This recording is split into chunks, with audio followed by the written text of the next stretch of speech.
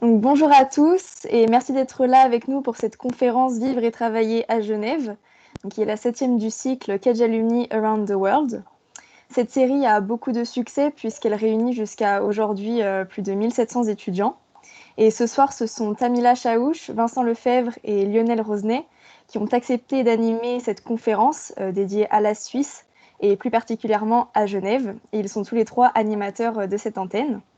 Donc, je vais me présenter, je m'appelle Noémie et je suis membre de l'association Kedger Network et j'ai le plaisir de modérer cette visioconférence ce soir. Ma collègue Charlotte nous rejoindra en fin de conférence puisqu'elle est bloquée par ses obligations de cours. Et pour le bon déroulement de ce webinaire, je vais vous demander de laisser vos caméras et micros éteints et de poser vos questions dans le chat. Il y aura un temps de questions-réponses à la fin de cette conférence. Mais sans plus attendre, nous laissons la parole à notre invité d'honneur, Monsieur Lachaussée, consul général de France à Genève. Donc, je vous laisse la parole, Monsieur Lachaussée. Merci beaucoup. Bonjour à toutes et à tous. C'est pour moi à la fois un plaisir, un honneur, même si naturellement on préférait tous se voir et faire la fête tous ensemble. Des circonstances un peu particulières, difficiles pour certains. Moi, je voudrais d'abord vous dire ce qu'est un consul général. Je ne sais pas si certains le savent, mais à quoi ça sert, quelles sont ses missions principales, quel est le regard que je porte, moi, sur cette partie de la Suisse, alors que, comme je le disais à l'instant avec les organisateurs de la conférence, nous ne sommes pas très loin de la France, finalement. Et puis vous dire aussi quelles sont l'ensemble des autres missions que nous mettons en œuvre ici à Genève, dans la Suisse, et aussi dans le réseau consulaire et diplomatique français à l'étranger. Alors, un consul général, c'est un agent fonctionnaire, en quelque sorte, un agent des services de l'État qui a un statut particulier puisqu'il est diplomate. Moi, j'ai fait toute ma carrière dans la diplomatie française. J'ai commencé en 1991, j'ai occupé différentes fonctions, à la fois managériales, de gestion de crise, des fonctions politiques. J'ai été directeur de cabinet aussi d'un ministre. J'ai travaillé à Washington, à New York, en Afrique et même un tout petit peu en Asie. Et également, je dois le dire aussi, j'ai eu une affectation à Bagdad au moment où la crise faisait rage dans ce pays. La force du réseau diplomatique français, c'est qu'il est universel, c'est-à-dire qu'il est présent dans la quasi-totalité des pays. Nous avons à peu près, on est le 3e réseau après les États-Unis et la Chine, et on a un peu plus de 200 ambassadeurs sur l'ensemble des différents pays dans le monde, des organisations internationales ou des ambassadeurs thématiques du type environnement, droits des femmes, etc., etc. Et puis, dans tout cela, il y a également des consulats généraux.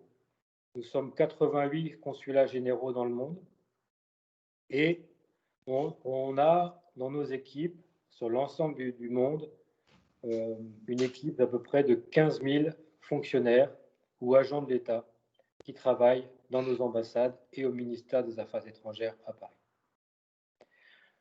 Là-dedans, un consul général, c'est à la fois un manager, parce que j'ai une équipe ici qui est très importante. J'ai 43 collaborateurs qui travaillent pour moi, dans des conditions naturellement qui sont un peu difficiles en ce moment. Certains sont en télétravail, d'autres sont vulnérables pour des problèmes de santé, donc ils travaillent à la maison. Mais beaucoup également reviennent au consulat pour pouvoir y administrer l'ensemble de la communauté française de Suisse romande. La communauté française de Suisse romande, c'est la plus importante communauté française expatriée enregistrée auprès d'un consulat. En France, on peut s'enregistrer auprès de son consulat quand on habite à l'étranger. Alors, ce n'est pas une obligation. Moi, j'invite tous nos compatriotes à le faire. Ça nous permet d'être en lien un peu plus constant. Ça vous permet, si vous venez à l'étranger, de vous installer dans un pays à l'étranger, d'avoir des emails, des messages, que ce soit d'alerte ou de solidarité, que ce soit des messages plus généraux et importants. Ça peut être concernant les élections, par exemple, ça peut être sur n'importe quoi. Et donc, et ça, c'est extrêmement important qu'on puisse avoir le lien entre une importante communauté comme celle-ci et le consulat général. Donc, on a dans cette circonscription 145 000 Français que nous connaissons. Donc, vous imaginez, c'est quand même une grosse ville au sens français du terme. 145 000 Français, dont un peu plus de 35% ont la double nationalité française et suisse. Parmi ces 145 000 Français, ils sont répartis sur l'ensemble des cantons. On a des cantons ici, comme des régions en France, des cantons, qui sont répartis essentiellement à Genève et à Lausanne. Et donc, ça, c'est là où on a le plus de compatriotes. Mais on a également beaucoup de compatriotes dans le canton du Valais et dans le canton du Jura, Neuchâtel, Fribourg, c'est à peu près équivalent. Et donc, tout cela, ça nous amène à pas mal bourlinguer en temps normal pour aller à la rencontre des uns et des autres et essayer de voir comment ils se sont installés, qu'est-ce qu'ils font, tout simplement. Ils peuvent travailler dans le domaine de l'industrie, ils peuvent travailler dans le domaine des services, ils peuvent être issus de votre école. Je sais qu'il y en a beaucoup en Suisse qui viennent de la Cage Business School, mais d'autres grandes écoles en France. Ils sont peut-être là depuis plusieurs dizaines d'années. Certains sont nés ici, certains viennent à un moment donné dans leur carrière. Ils sont à Singapour, ils sont à Hong Kong, ils viennent ici ensuite en Suisse pour une partie de leur carrière. Et donc, ça, c'est extrêmement important d'essayer de voir qui sont tous ces gens, de rester au contact avec eux, de façon à pouvoir mieux les connaître. Ça, c'est une mission extrêmement importante. La deuxième mission, naturellement, nous, on a un service administratif. On accueille à peu près 50 000 personnes chaque année en temps normal également au consulat pour pouvoir établir des passeports, des cartes d'identité, régler 1000 difficultés sociales. Il peut y avoir des problèmes sociaux aussi pour certains de nos compatriotes. Il y a des questions de bourse scolaire. On va traiter également des questions d'état civil. On va traiter des questions de nationalité. Certains nous demandent la nationalité française une fois qu'ils sont installés en Suisse, mariés parfois à une Française ou un Français, et donc veulent avoir la nationalité française. Tout cela, c'est nous qui le faisons. Nous organisons aussi les élections. En France, il y a plusieurs élections pour les Français de l'étranger. Par exemple, il y a l'élection du président de la République. Ça, c'est une grosse élection. Il y a l'élection maintenant des députés des Français de l'étranger, qui intervient généralement après l'élection présidentielle, comme en France. L'année prochaine, enfin cette année, pardon, on a les élections consulaires. Les élections consulaires élisent des conseillers consulaires qui viennent travailler aux côtés du consulat et représenter les Français de tous les pays du monde auprès d'instances parisiennes et permettent aussi de travailler avec le Sénat, l'Assemblée nationale, le ministère des Affaires étrangères et différentes administrations. Et puis également, le président de la République a annoncé qu'il allait mettre en place un référendum pour une réforme constitutionnelle. Et les référendums, naturellement, nous votons pour les référendums. La dernière élection que nous devons organiser, ce sont les élections européennes, et donc pour tout ce qui concerne les élections au Parlement européen. Et là, sur les 145 000 Français recensés dans nos fichiers, eh bien, nous avons 117 000 électeurs. Ça correspond à peu près à l'équivalent de Bordeaux. Donc, une ville que vous connaissez sans doute bien. Et donc c'est vraiment un gros travail d'administration. Alors, c'est vraiment le travail du fonctionnaire. Alors, on peut l'imaginer avec sa blouse grise et son stylo sur le coin de l'oreille, etc. Non, maintenant, on a des outils informatiques ultra modernes. On peut s'inscrire en ligne sur un site internet dédié. Sont en train d'être développées d'importantes opérations, notamment en matière d'état civil numérique. Cette année, au niveau du gouvernement, va être lancée la carte nationale d'identité électronique, donc avec des identités numériques, etc., sécurisées. Donc, on participe d'un grand élan de modernisation de l'administration. Et donc, je trouve en plus que si on doit trouver un côté positif à la crise que nous traversons tous et toutes, c'est aussi un élan nouveau pour des questions de modernisation et de simplification. Alors, vous vous rendez compte que étant à la tête, c'est pas pour être prétentieux que je dis ça, mais étant à la tête du plus grand consulat général au monde, avec la plus grosse communauté française au monde, eh bien, ça demande énormément d'activité et beaucoup d'organisation. J'ajoute que, en plus des 145 000 Français qui vivent ici, qui travaillent ici, voilà, on a également à traiter des questions d'ordre transfrontalier. À peu près 180 000 Français travaillent en Suisse, tout en résidant en France. Il y a 592 km de frontières entre la Suisse et la France. Et sur l'ensemble de ce périmètre, beaucoup de Français habitent côté français et viennent travailler chaque jour en Suisse, dans différents secteurs, que ce soit dans le domaine de la santé, que ce soit dans le domaine de la gastronomie, de l'hôtellerie, dans des secteurs qui aujourd'hui sont en crise, d'autres qui sont en émergence, comme par exemple l'horlogerie, la pharmacie, des entreprises de services comme les assurances, la banque, la finance. Et donc, il y a énormément de nos compatriotes qui vivent de l'autre côté de la frontière et qui traversent la frontière tous les jours pour venir travailler. Alors, vous imaginez bien que l'année dernière, au mois de mars, lorsqu'a été décidée la fermeture des frontières, au-delà de poser des problèmes aux uns et aux autres pour se retrouver en famille, ça a posé énormément de problèmes pour une partie de la population transfrontalière. Ça, c'est vraiment quelque chose d'important et j'y reviendrai dans un instant.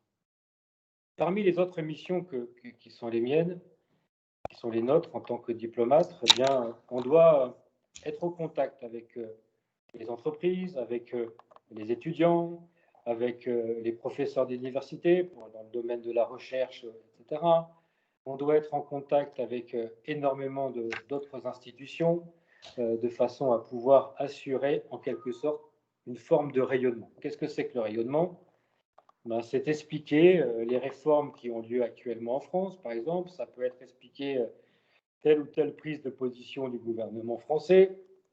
C'est aussi essayer d'analyser les réactions pour aussi faire remonter l'information au niveau de nos autorités parisiennes et administratives et politiques. Bref, c'est être en contact constant avec l'ensemble du pays, que ce soit des organisations politiques comme les conseils d'État, les gouvernements des différents cantons, et dans un État fédéral comme la Suisse, c'est extrêmement important. C'est également être au contact avec les élus locaux, les maires, les conseillers municipaux, bref, l'ensemble de la machine politique qui fait fonctionner l'ensemble des collectivités. C'est également être au contact avec les sujets transversaux, parfois transfrontaliers. Par exemple, les eaux du Rhône, qui fait l'objet d'une négociation depuis plusieurs années entre la Suisse et la France.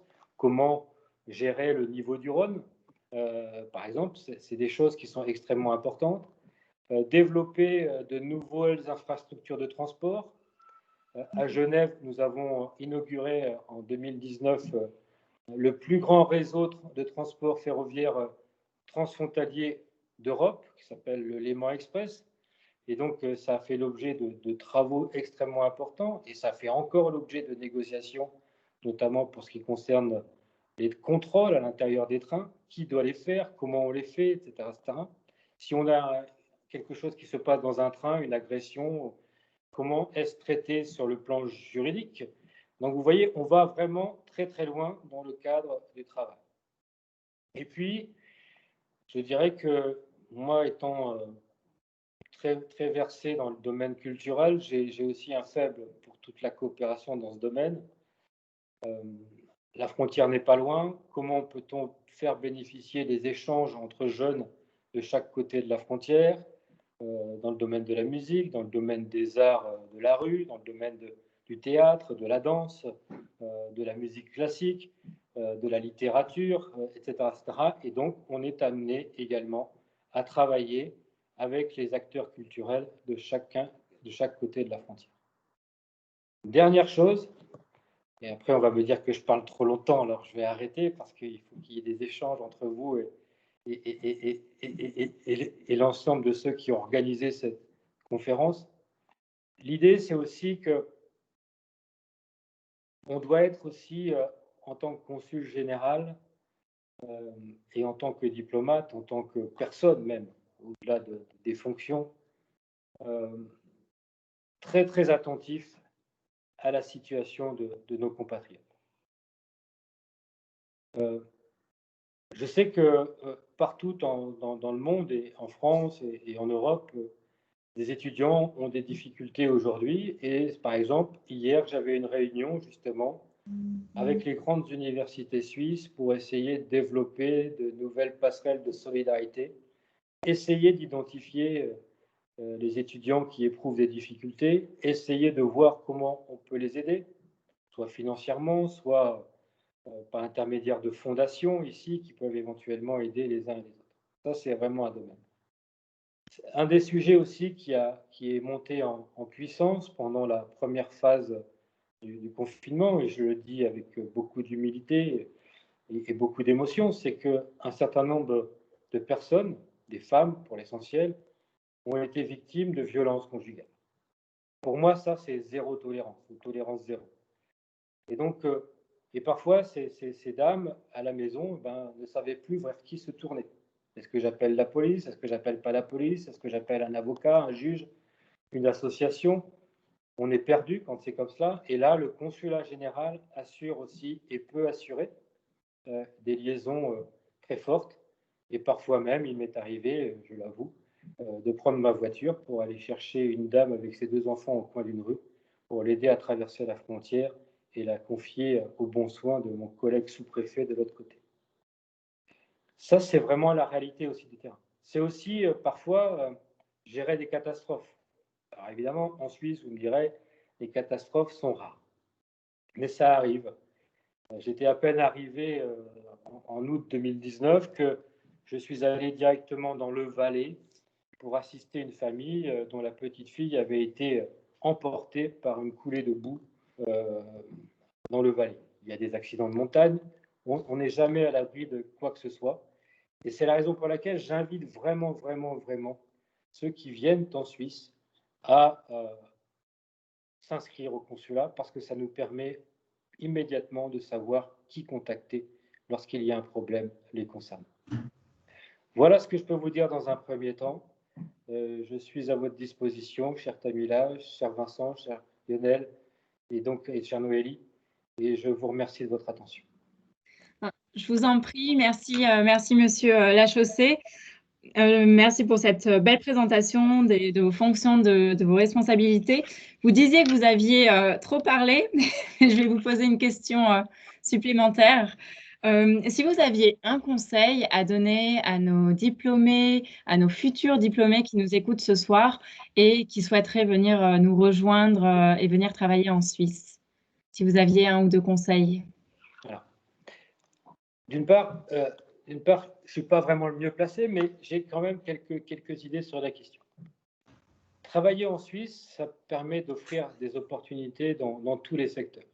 Donc, il ne faut pas avoir peur de candidater déjà à différents postes. Il faut aussi utiliser les réseaux des personnes qui sont ici, avec les réseaux d'alumni. Il y a beaucoup de gens qui sont déjà dans ce pays, des gens qui sont issus de l'école. Et donc, c'est vraiment pour moi quelque chose d'extrêmement important de façon à pouvoir entrer dans ce pays et pouvoir trouver un emploi. Il y a aussi ceux qui voudront investir. Il y a certains d'entre vous, peut-être, qui, dans les jours qui suivront leur diplôme en main, ou peut-être que certains d'entre vous ayant déjà leur diplôme, se disent pourquoi pas tenter l'aventure à l'international. moi, je trouve que ce qui est intéressant en Suisse, c'est que c'est un pays qui est en Europe, mais qui n'est pas dans l'Union européenne. C'est un pays qui n'est pas dollarisé. C'est un pays qui garde le franc suisse. Et on y tient dans ce pays. C'est un pays avec un cadre social et un cadre réglementaire, juridique, législatif, complètement différent de ce qu'on peut trouver, même s'il y a des similarités.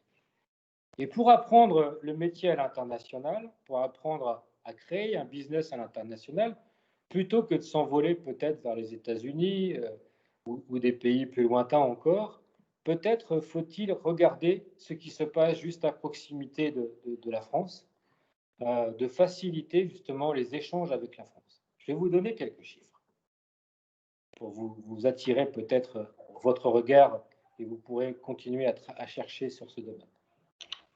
La Suisse est le 3e investisseur en France. La France est le 3e investisseur en Suisse.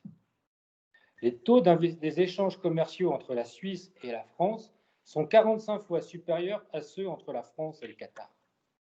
Donc, ça parle déjà. 300 000 emplois en France sont directement liés à des investisseurs suisses. Un peu plus de 250 000 emplois en Suisse sont liés à des investissements français. Et donc, ces échanges-là sont d'une, on va dire, considérable. Et donc, et je pense que la Suisse est un hub très intéressant pour celui ou celle qui veut justement avoir une première expérience à l'étranger, parce que contrairement à ce qu'on peut penser, la Suisse, ça a peut-être parfois, je laisserai Vincent ou Tamila en parler, mais ça a un côté un peu exotique. Je suis désolé de parler comme ça, mais on doit s'adapter pour comprendre comment ça marche. Quel est le rôle du Conseil fédéral, du Conseil cantonal, du Conseil d'État, etc. Les différentes institutions. Comment fonctionne la réglementation, comment se fait le management dans les entreprises en Suisse. Et ça, c'est complètement différent. Et je pense qu'on a des choses à apprendre. Et je pense que jamais, il peut y avoir des conflits interpersonnels dans les entreprises en Suisse. Mais globalement, on essaye toujours de gérer la situation au mieux et avec une certaine forme de bienveillance. Et ça pour moi, c'est extrêmement important. Alors, moi, pour venir en Suisse, si vous le souhaitez, déjà, bon, pour ceux qui ne sont pas encore diplômés, il faut encore bosser un peu, mais je vous encourage vraiment à bosser vraiment dur pour finir ça.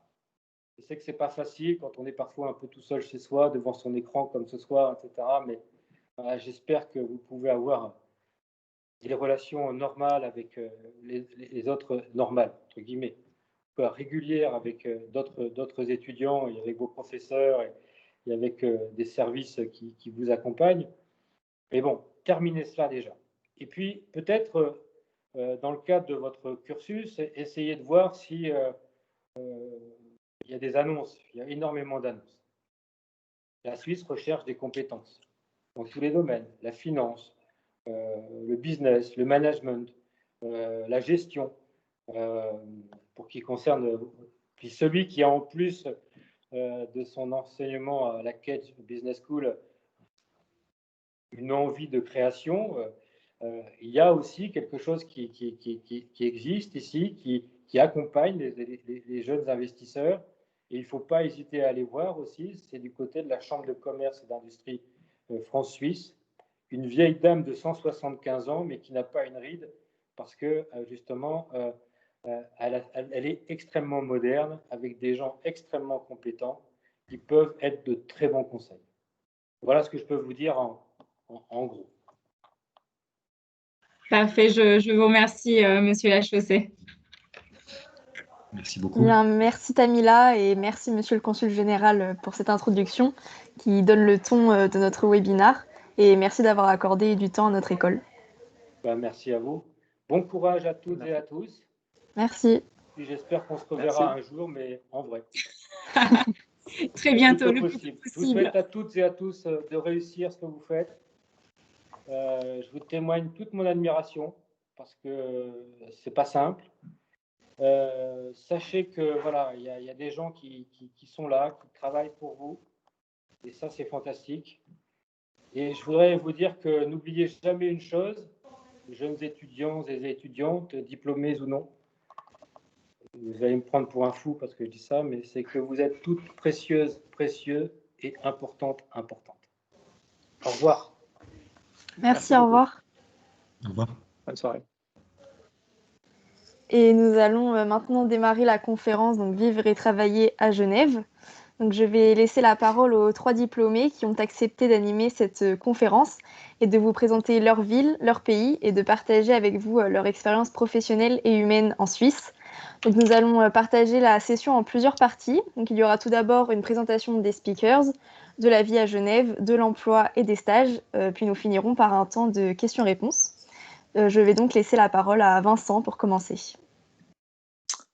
Oui, bonsoir à tous. Merci de participer donc à cet événement pour vous présenter nos expériences respectives en Suisse. Donc, je m'appelle Vincent Lefebvre. Je suis diplômé de Kedge. À l'époque, ça s'appelait encore Bordeaux École de Management. C'était en 2000.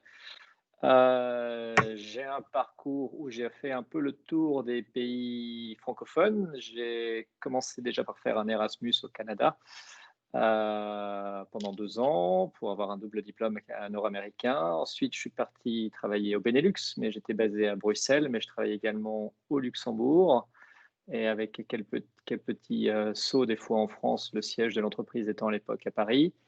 Et puis, j'ai finalement atterri à Genève. Et donc, la question va être comment on atterrit là.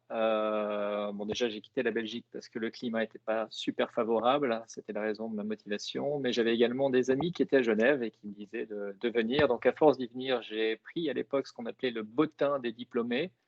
C'était donc un bottin papier physique. Il n'y avait pas encore toute cette plateforme qui vous permet maintenant d'accéder à toutes ces informations et que Kedge Alumni a développé, ce qui est un gros plus. Donc, il y avait un bottin papier avec des informations qui n'étaient pas forcément à jour. J'ai contacté un des diplômés qui était présenté comme travaillant à Genève. Dans la liste, il y en avait beaucoup qui n'étaient plus là ou dont les coordonnées étaient fausses. Pourquoi aussi la force de cette plateforme peut-être électronique qu'on a maintenant.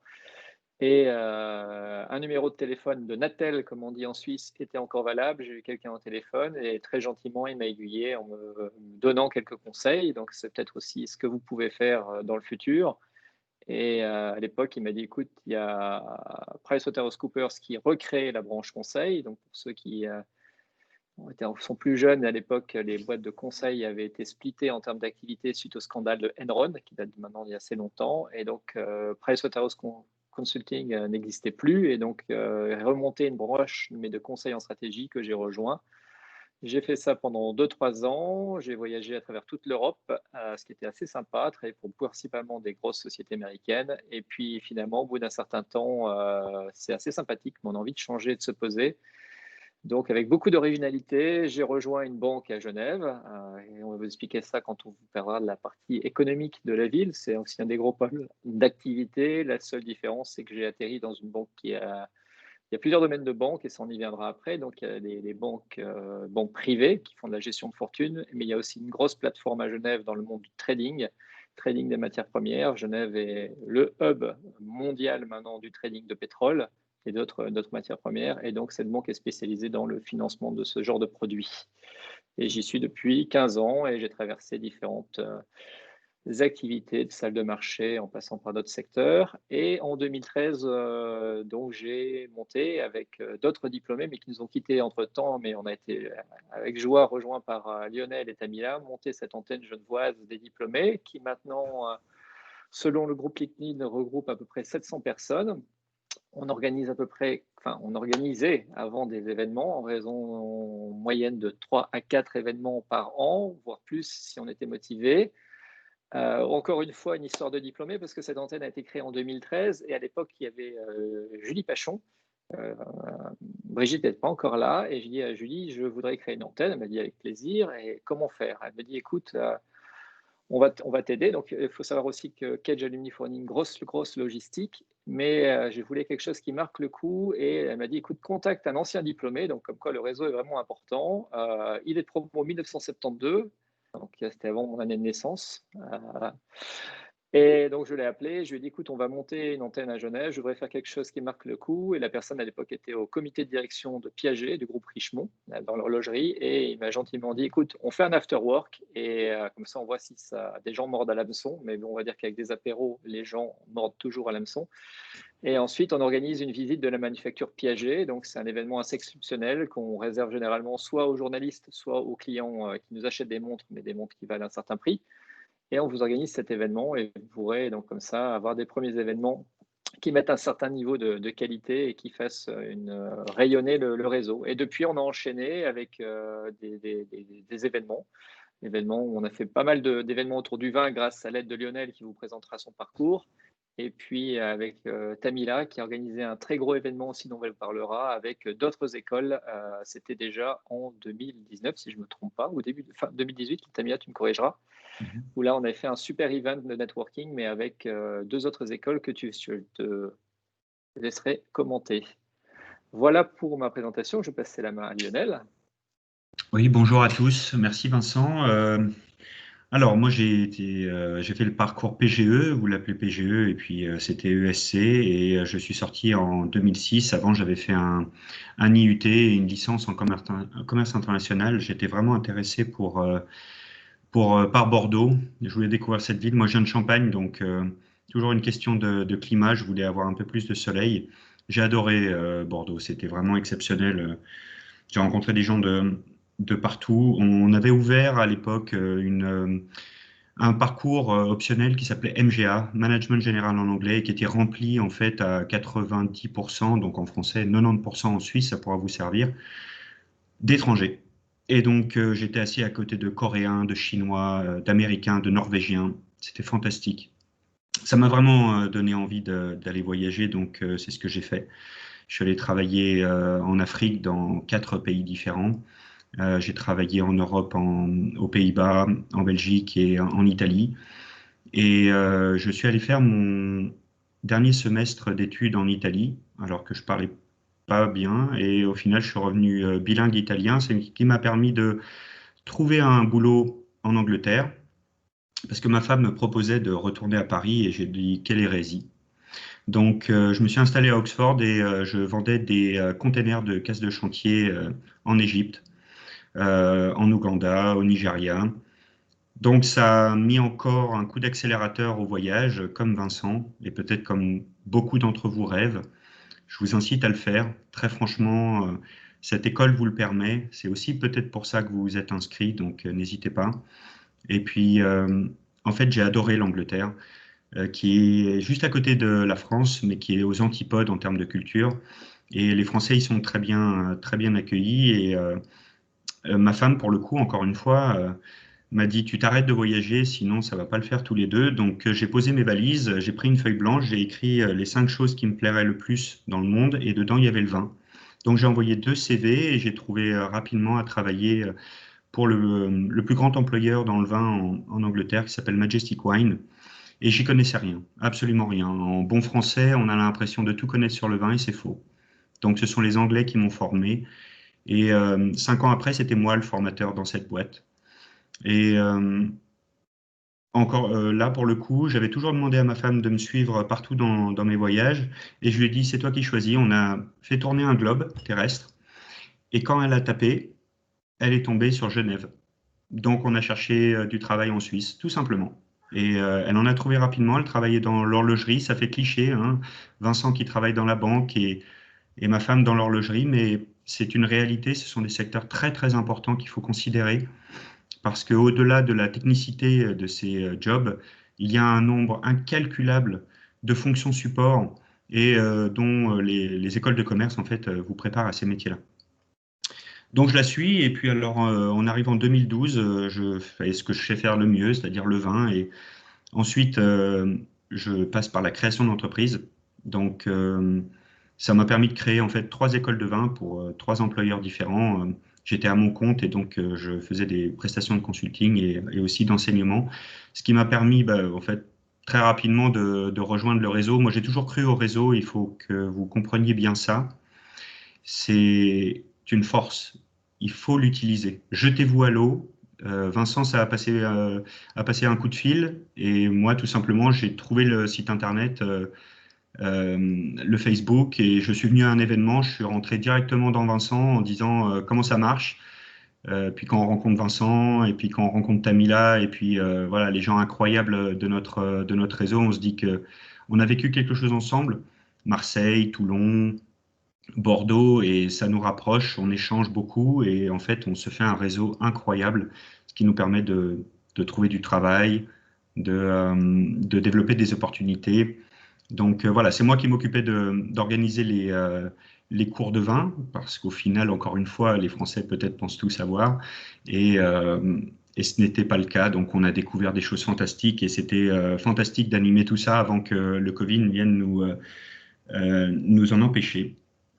Moi, je suis frontalier, je l'ai toujours été. Je me suis installé quelques mois en Suisse quand ma femme a trouvé du travail, et puis au final, je n'ai pas forcément trouvé mon intérêt, je ne l'ai jamais vraiment trouvé. Je le trouve très bien à côté de la Suisse. Et donc, ce sera la partie que j'aurai à cœur de vous développer, puisque Vincent et Tamila, eux, vivent en Suisse et vous raconteront ce côté-là de l'équation. Tamila, je te passe la parole. Merci. Parfait. Merci Lionel. C'est un plaisir à chaque fois de réécouter ton histoire parce que je me marre. J'adore. Bon, alors de mon côté, j'ai aussi un petit peu vadrouillé. Donc j'ai grandi en France. Avant de rejoindre Kedge, j'ai commencé mes études en France et puis ensuite à l'étranger. Et c'est vrai que une fois que j'ai rejoint Kedge, donc c'était en l'occurrence pour mon master, euh, ah, j'ai pu aussi continuer de voyager. Donc la première année, les premiers mois, je suis restée en France. Et puis ensuite, très vite, pour l'année de césure, j'ai pu avoir une nouvelle expérience en Angleterre.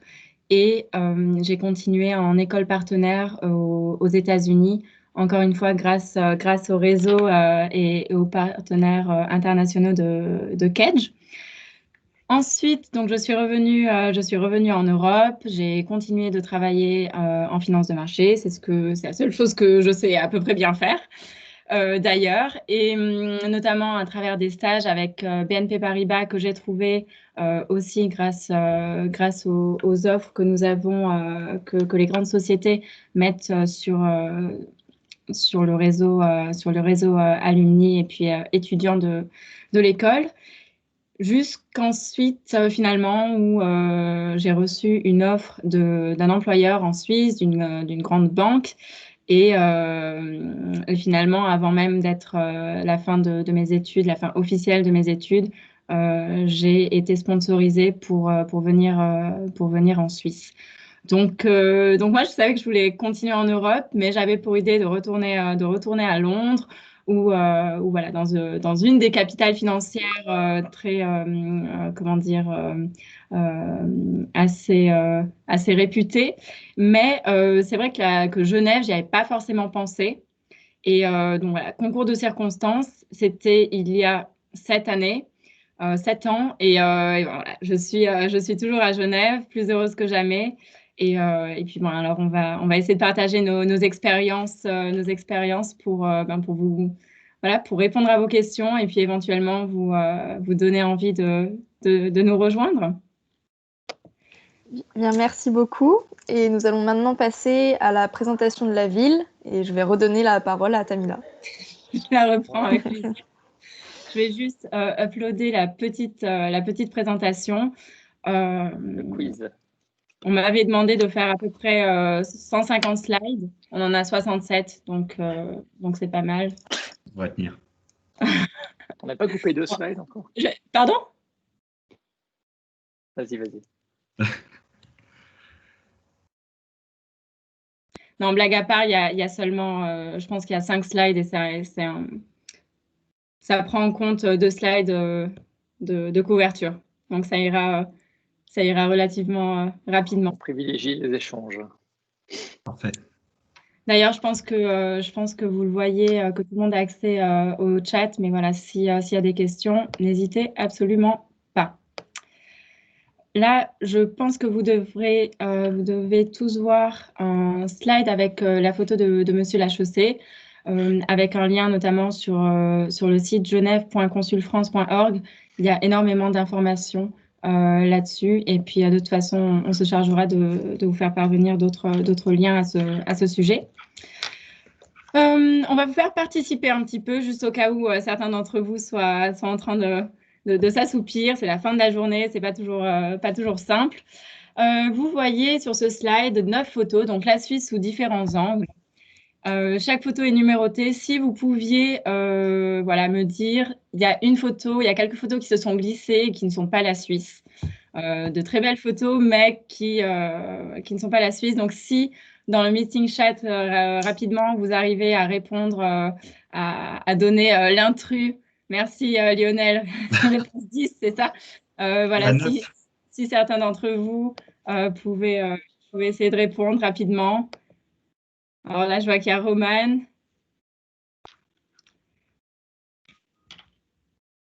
Alors, qu'est-ce que je vois? La 9.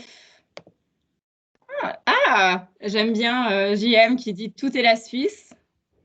Tu te rapproches. Non, écoutez, alors, c'est vrai que...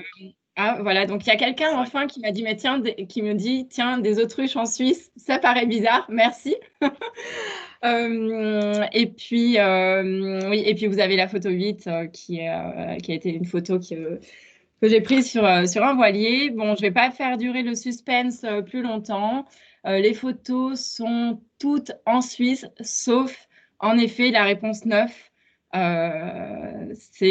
a beaucoup de choses, mais des palmiers avec en fond tout au loin la mer, c'est peut-être la seule chose qui nous manque. Mais donc voilà, donc vous pouvez voir que la Suisse, c'est pas forcément que des montagnes, c'est pas forcément que le lac, c'est pas forcément.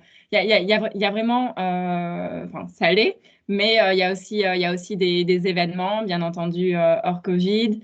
Il y a des autruches. Cette photo était assez surprenante pour moi parce que c'était d'ailleurs à Stade.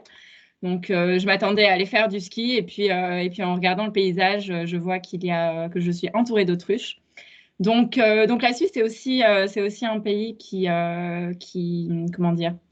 sait nous surprendre et puis, comme on dit ici, ou nous décevoir en bien. Parfait. Alors, écoutez, ça, c'était pour vérifier que vous ne dormiez pas tous. Donc là, je vois qu'il y a des personnes qui sont éveillées. La Suisse en quelques chiffres. Alors, on va vous éviter l'affront de vous embêter avec des milliards de chiffres. Juste une petite chose, c'est vrai que tout à l'heure, on s'aperçoit que souvent les gens peuvent dire non mais la Suisse c'est la France. C'est des choses qu'on entend et c'est des choses qui sont absolument erronées.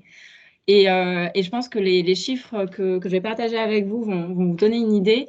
Je vous ai caché juste un petit peu pour le suspense, mais donc nous avons ici bien entendu la carte de Suisse et c'est vrai que en termes de langue, c'est pas que le français et loin de là. Donc par exemple, pour justement la majeure partie des gens ici ne parlent pas le français. La grande majeure partie parle le suisse allemand. Et le français ne représente que 22%. Donc, nous avons 22% de francophones. Il faudrait que je dise, donc de francophones, dépassé par 63% de germanophones, donc ce qu'on appelle le suisse allemand. On a aussi le romanche et les italophones. Donc, les italophones, donc dans toute la partie du Tessin, vous avez peut-être des noms qui vous parlent comme Lugano. Et là, c'est la frontière justement avec l'Italie. 0,5% de romanchophones et ensuite on a 5% d'autres langues qui peut récupérer par exemple les anglo-saxons et puis par exemple le portugais et d'autres langues. Une dernière chose aussi sur ce slide, donc vous voyez sur la partie de droite, un pour tous, tous pour un. C'est pas forcément le motto officiel de la Suisse, mais c'est vrai que c'est ce qui ressort souvent. Et vous voyez donc que la Suisse est divisée en 26 cantons, dont vous avez les blasons. Donc, je ne sais pas si certains d'entre vous peuvent me dire lequel correspond à Genève ou si vous avez d'autres blasons que vous connaissez. Mais c'est un petit jeu qu'on fait des fois ici aussi au fur et à mesure de nos expériences en Suisse. Et petite anecdote, c'est vrai que, hop, je reviens, c'est vrai que qu'en Suisse, donc tout à l'heure, monsieur Lachaussée parlait de la nationalité française, mais de la nationalité suisse. Et quand on est éligible et qu'on veut postuler à la nationalité suisse, on a énormément, c'est un processus qui dure pas mal de temps, parfois plusieurs années, et chaque candidat est interrogé sur ses connaissances en Suisse. Donc, par exemple, tous les blasons que vous avez en face de vous, si un jour vous avez le souhait de devenir suisse, il faudra pouvoir les connaître les significations, pourquoi nous avons un ours sur le second blason, est-ce qu'il correspond au blason de Berne ou à un autre canton, etc. Donc voilà, ça fait partie de choses qui sont vraiment intrinsèques à la culture suisse. Vincent, je laisse un petit peu la parole. Il faudra démontrer son intégration. Ouais. Ouais, donc les pôles économiques, ce soir, comme on disait, on est 3 représentants de Genève. Donc Genève, c'est la petite partie en bas, complètement à gauche, avec le lac Léman entouré par la France. Hein. Comme disait monsieur Lachaussée, la frontière est à 3 km.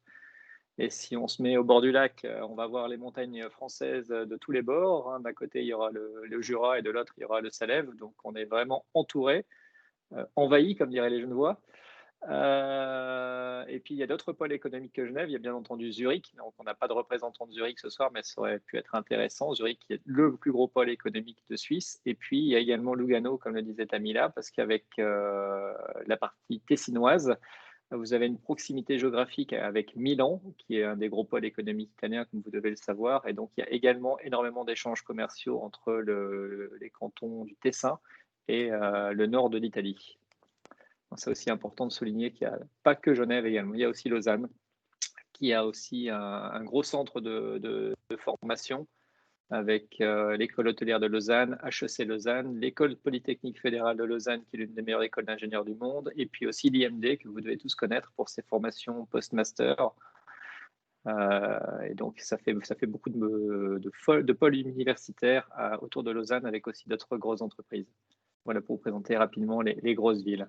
C'est vrai. Alors, pour rebondir sur ce que tu es en train de dire, par rapport, par exemple, à l'école hôtelière de Lausanne, c'est une des écoles avec laquelle Kedge a mis en place certaines synergies. Et aussi d'autres écoles. En tête, j'ai l'école de Saint-Gall, qui est très réputée. Ouais. Qui est, alors par contre, qui est après Zurich, qui est vraiment tout en haut à droite sur la carte. Hein. Tout à fait. Et il y en a une autre que je n'ai plus en tête, mais peut-être que Vincent ou Lionel pourra m'aider là-dessus. Je vais chercher. On avait reçu la liste de Brigitte, mais c'est vrai que Saint-Gall, c'est peut-être pas connu côté français. C'est pas une université qui a une grande renommée, mais qui en Suisse, c'est l'une des meilleures universités en termes de droit. En droit, c'est la meilleure, et en termes de management, c'est également dans le top 3. Donc ceux qui font Saint-Gall, en plus, parlent allemand couramment, et donc retrouvent facilement des opportunités de travail en Suisse. Hein. Comme vous l'a montré Tamila, la partie germanophone est aussi la plus importante. J'ai personnellement eu l'occasion de travailler quelques mois à Zurich. C'est une ville qui est aussi super dynamique. Ça n'a rien à voir avec Genève. C'est un autre pays. Et il y a plein d'activités. C'est très dynamique. Il y a beaucoup d'entreprises. Il y a beaucoup de sociétés multinationales. Et puis, il y a l'Allemagne qui est à côté. Donc, c'est une autre expérience. Vivre à Genève, ce n'est pas vivre à Zurich. Tout à fait. Et comme vivre à Genève ou vivre dans le canton de Genève et vivre dans le canton de Vaud, par exemple à Lausanne, c'est aussi 2 expériences totalement différentes. Et puis c'est vrai que c'est en voyageant qu'on s'aperçoit que chaque canton a vraiment sa propre identité, sa propre culture. en plus de ses propres langages. Et je vois une question d'Élise qui demande si un profil germanophone fonctionnerait en Suisse alémanique. Et en fait, tout à fait. Le suisse-allemand, finalement, les personnes qui parlent suisse-allemand, en général, maîtrisent très bien aussi l'allemand d'Allemagne. C'est un patois, en fait. Hein, c'est un patois. L'inverse est beaucoup plus rare, en revanche. Un Allemand ne comprendra pas forcément le suisse-allemand. Ouais. Tout comme il y a beaucoup de Français qui, tous les matins, rentrent à Genève, comme disait M. Lachaussée, pour venir travailler. Il y a beaucoup d'Italiens qui rentrent pour aller travailler dans le Tessin et beaucoup d'Allemands qui rentrent par Bâle, Zurich, aussi tous les matins. Tout à fait. Donc, il y a des flux migratoires tous les jours de pendulaires. Tout à fait. Je vois aussi par rapport, je reviens juste au slide d'avant parce que j'ai eu des questions. Je vois qu'il y a des... numéro 4. Alors, est-ce que j'arrive à aller sur le slide d'avant? Pas forcément, mais je vois qu'il y a eu des questions par rapport au... c'est bon, je sais comment faire, j'ai trouvé. Par rapport à certaines photos et notamment, la photo où il y a foule. Et alors, ça aurait pu être le Paléo, mais là, en l'occurrence, c'était sur la plaine de Plainpalais. La plaine de Plainpalais, c'est un grand espace au centre de Genève, en plein centre-ville, donc qui est entouré par un quartier qui va être plus réputé comme culturel, parce que c'est là qu'on va retrouver le musée d'art moderne de Genève. Il va être entouré, d'un autre côté, il va être bordé aussi par ce qu'on appelle le quartier des banques, donc où il y a en tout cas un grand nombre d'institutions financières. Et sur cette plaine de Plainpalais, alors il peut y avoir des marchés, des cirques et notamment des grands écrans lors des compétitions, exactement, Coupe du Monde ou l'Euro. Et puis pour ceux qui peuvent zoomer, si jamais c'est possible, il y a aussi des petits drapeaux français et c'est une photo qu'on a prise lors d'un match de la France. Voilà par rapport. Beaucoup de drapeaux portugais aussi. Hein. Ah, aussi. Peut-être. Alors, ensuite, par rapport, je suis en train de réfléchir à si j'ai des choses à rajouter là-dessus. Donc, c'est vrai que l'organisation, comment dire, de la ville, les transports, déplacements dans la ville, tout ça, c'est assez aisément. Déjà, pour une raison, c'est que Genève est une ville étendue, mais qui reste très praticable. Qui reste très praticable à pied. Et puis, le système de transport en commun est très souvent à l'heure. Et puis, il est assez dense. C'est vrai que la culture d'utiliser la voiture, c'est quelque chose qu'on a très peu ici. Et en général, ceux qui sont véhiculés ont tendance à laisser leur véhicule dans les garages et puis à rejoindre le centre de Genève à pied parce que tout est simple et tout est aussi simplifié par la ville de Genève. C'est le point de vue d'une Française installée en Suisse. Ma vraie Genevois fait tout en voiture, même si c'est 500 mètres. C'est à l'américaine. Ah, c'est possible aussi, c'est vrai. C'est possible aussi. Et un bon frontalier prend le tramway et son vélo. Ou son scooter. Exactement.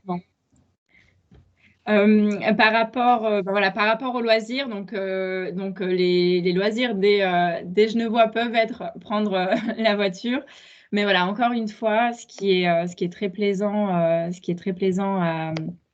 en tout cas à Genève, parce qu'on parle principalement de cette ville, c'est justement le large choix d'activités.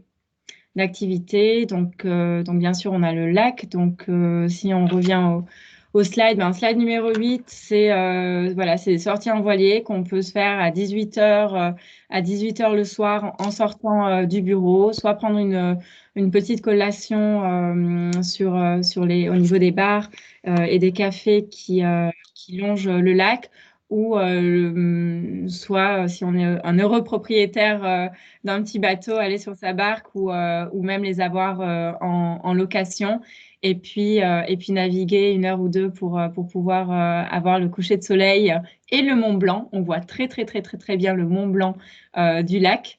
Voilà, donc ça, c'est une des activités. Vous voyez aussi la montagne, donc énormément. Alors, pas forcément pour le ski à Genève, mais les montagnes les plus accessibles en Suisse vont être à 1 heure et demie. Si on a envie d'aller en France, c'est aussi des possibilités qu'on a avec notamment les domaines de Chamonix et puis les Alpes. La photo 6, 45 minutes de voiture, hein, pour être précis.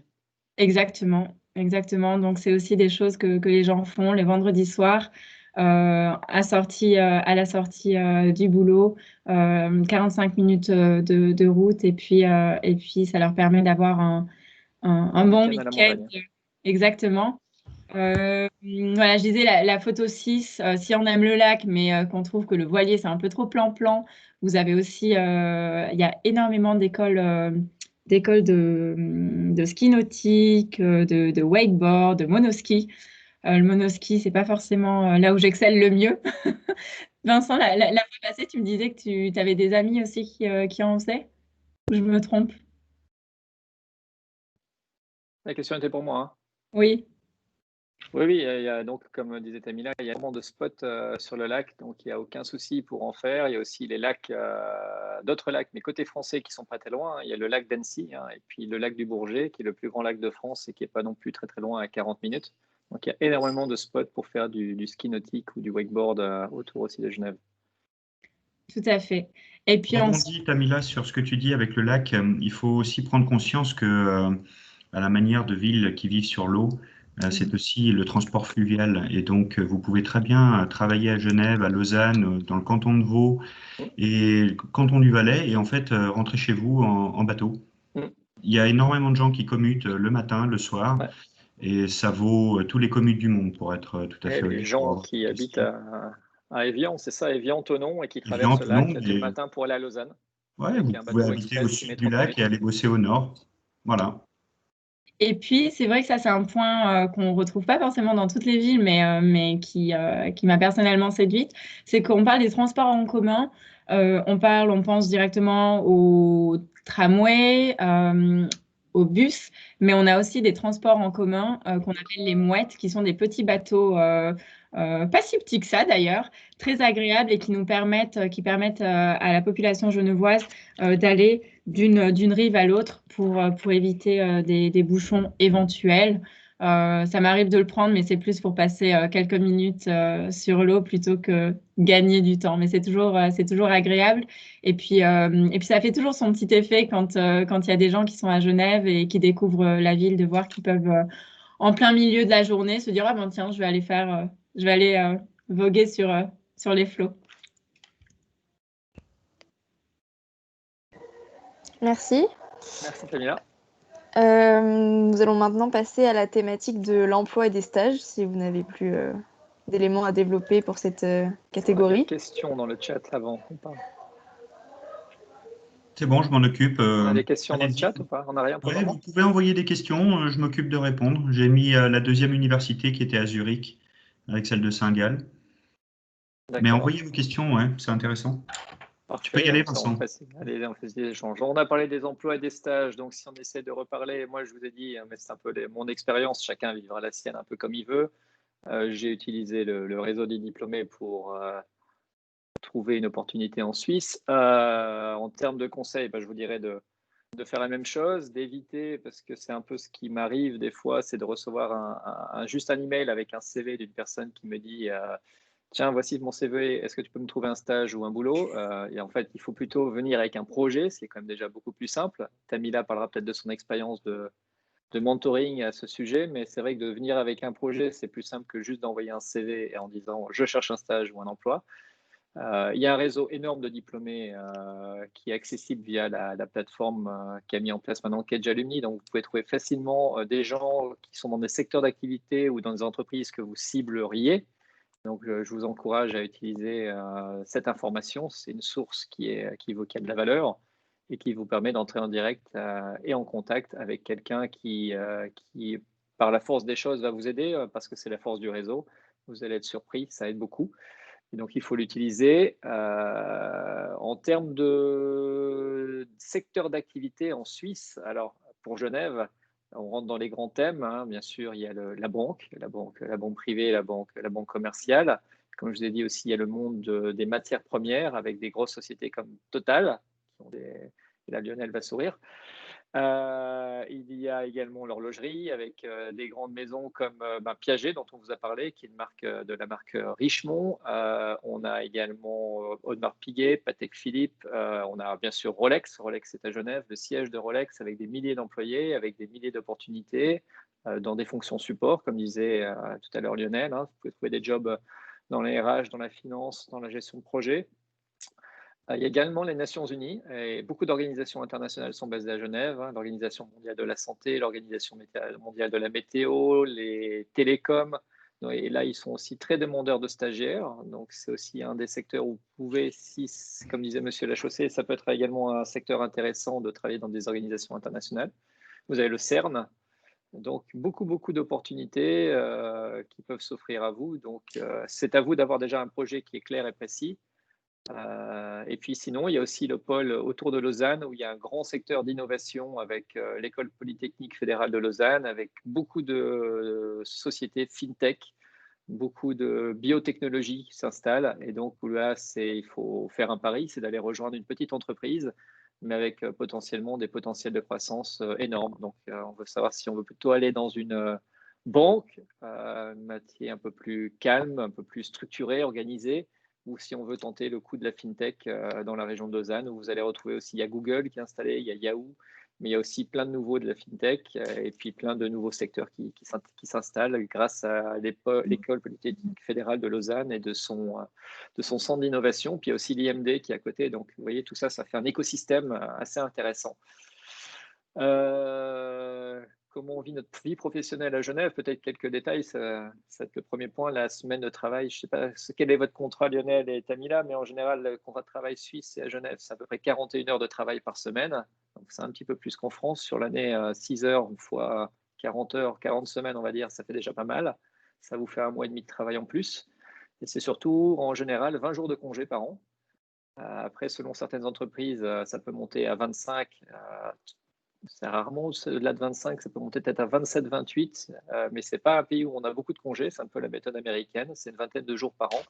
Donc il ne faudra pas venir pour espérer avoir, je ne sais pas combien maintenant il y a de jours de congés en France, mais c'est beaucoup plus que ça.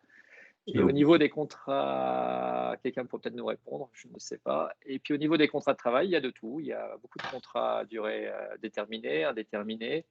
Il y a une très grande facilité d'embauche à Genève, mais il faut savoir aussi qu'il y a une très grande facilité à perdre son emploi.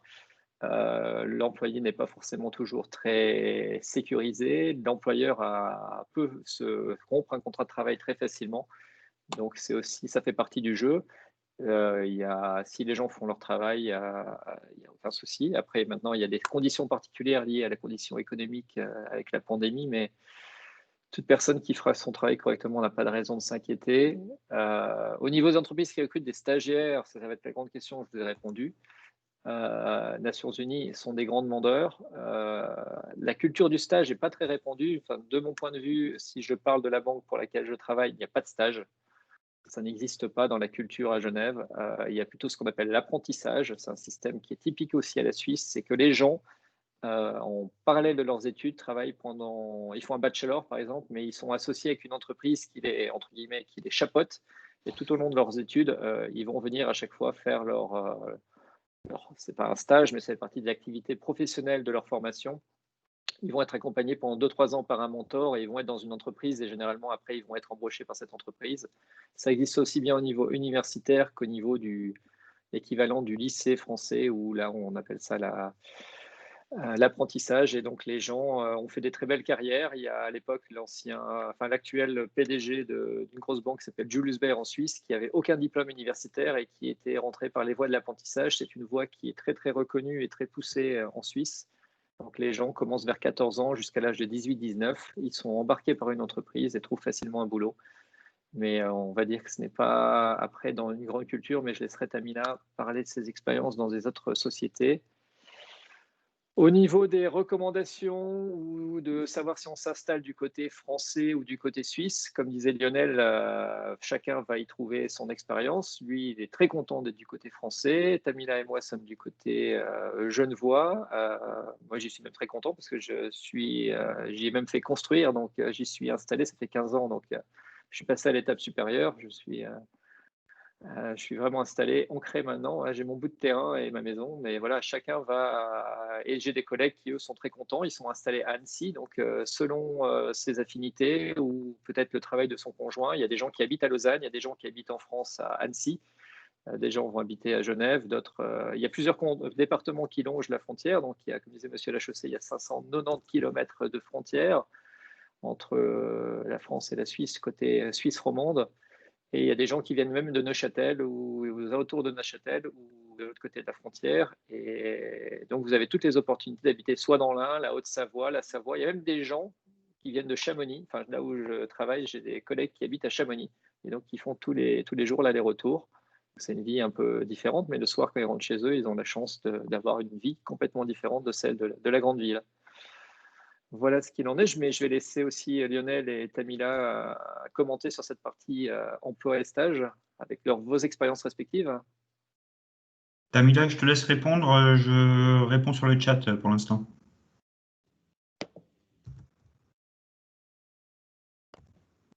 Merci Lionel, je me vengerai.